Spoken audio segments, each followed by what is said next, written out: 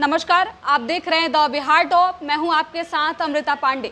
लोकसभा चुनाव को लेकर बीजेपी बड़ा प्लान करने जा रही है। बता दें आपको कि प्रधानमंत्री नरेंद्र मोदी जो हैं वो बिहार में युवा वोटर्स को टारगेट करने के लिए अपने बूथ अध्यक्ष, अपने समर्थक और तमाम लोगों को मूल मंत्र दे रहे हैं। इस गुरु मंत्र के जरिए जो है इस बार बिहार में बीजेपी के जो बूथ अध्यक्ष हैं, बाकी जो समर्थक हैं, वो युवा वोटर्स को साधने का पूरा प्रयास करेंगे। जब भी चुनाव आता है तो बीजेपी को जो है वो जंगल राज के दिनों का जो दौर था वो याद आता है। इस बार भी बीजेपी के कार्यकर्ता समर्थक जो हैं वो यही करने जा रहे हैं।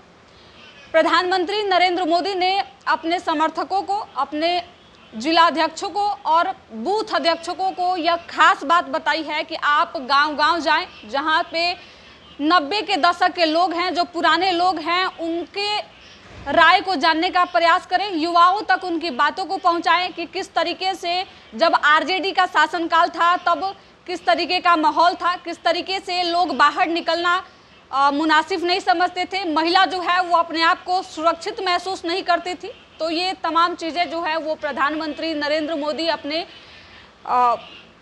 समर्थकों और कार्यकर्ताओं के द्वारा युवा वोटर्स को साधने का प्रयास कर रहे हैं। प्रधानमंत्री नरेंद्र मोदी ने कार्यकर्ताओं से बूथ स्तर पर लोगों को बुलाने, जिसमें बुजुर्ग लोगों को बुलाकर 90 के दशक के अनुभवों को सभी युवाओं को बताने की बात कही है।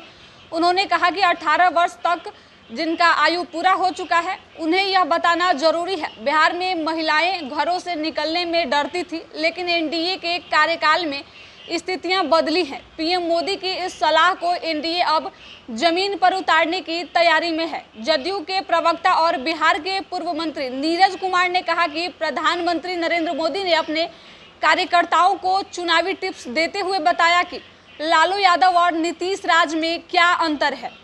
उस काल में 118 नरसंहार हुए। दिन में लोगों का बाहर निकलना मुश्किल था, लोग दिन में बाहर निकलने से भयभीत रहते थे।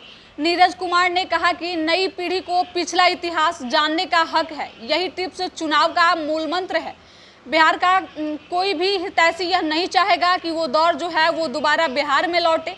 भाजपा भी मानती है कि इस मुद्दे को लेकर हम लोग बूथ स्तर तक जाएंगे। भाजपा प्रवक्ता पूनम सिंह ने भी इस पे अपनी प्रतिक्रिया दी है। उन्होंने कहा कि राजद के कार्यकर्ताओं में अपराधियों का बेलगाम होना कोई बड़ी बात नहीं है, ये हर समय होता है। ऐसे में जंगल राज की याद कराना कोई गलत बात नहीं है। इसके साथ ही कई ऐसी बातें उन्होंने दोहराई जिसमें जंगल राज की लोगों को याद दिलाई गई, उस दौर में भी जिसमें उस दौर को भी बिहार ने देखा है।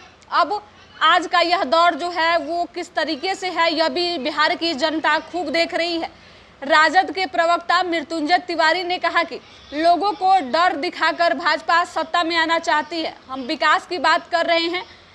राजद जब सरकार में आई तो लाखों बेरोजगारों को सरकारी नौकरी दी। आज केंद्र सरकार कितने लोगों को रोजगार दे रही है।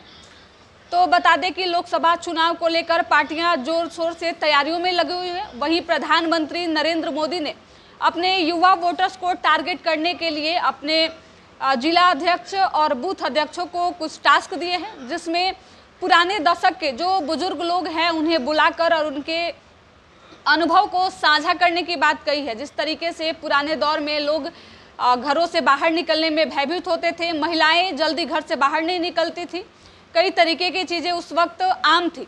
और भाजपा यह दावा कर रही है कि अभी जब से भाजपा का शासनकाल है तब से ये सारी चीज़ें बिहार में काफ़ी कम हो चुकी है। ऐसे में जब भी चुनाव आता है तो बीजेपी जो है वो सबसे पहले लोगों को जंगल राज की याद दिलाती है। इस बार भी प्रधानमंत्री का मूल मंत्र यही है कि आप लोगों तक जाएं, बूथ पे जाकर और लोगों को यह जानकारी दे कि किस तरीके से बिहार में जब बीजेपी का शासनकाल आया तो जंगल राज खत्म हो गया। तमाम तरीके की चीज़ें लोकसभा चुनाव को लेकर अब की जा रही है। आपकी क्या प्रतिक्रिया है हमें कमेंट करके जरूर बताएं। फिलहाल इस रिपोर्ट में इतना ही। तमाम ऐसे अपडेट के लिए द बिहार टॉप को फॉलो करें। धन्यवाद।